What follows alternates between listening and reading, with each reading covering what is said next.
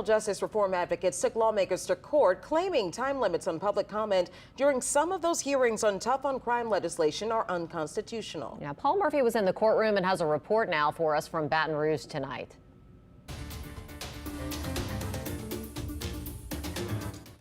What is considered a public hearing, and who is allowed to speak and who isn't?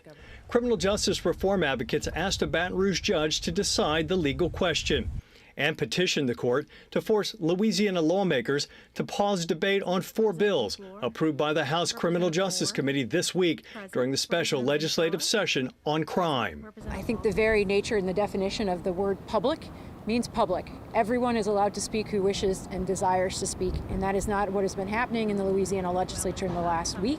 According to the temporary restraining order petition, the Criminal Justice Committee and its chair, Representative Debbie Villio from Kenner, limited public comment on 4 key bills. They include measures that would restrict post-conviction relief, expand the methods by which Louisiana carries out the death penalty, and 2 by Villio to eliminate parole in most cases and limit good time credit. The debate was cut to 3 minutes per witness and 1 hour per side, pro and con, because of the large number of people waiting to testify.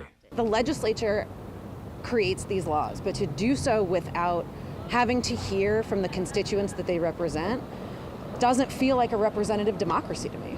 Judge Bo Higginbotham listened to arguments on both sides and determined the committee had the authority to put time constraints on the public hearing. He then denied the petition.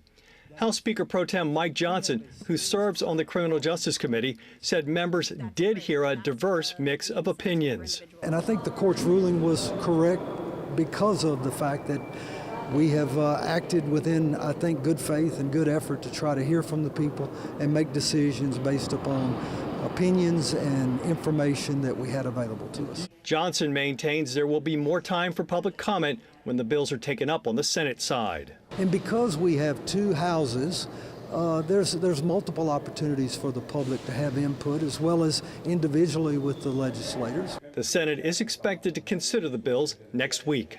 The petitioners now plan to seek a court-ordered injunction to prevent those same bills from moving forward in the legislature. At the state capitol in Baton Rouge, Paul Murphy, WWL, Louisiana.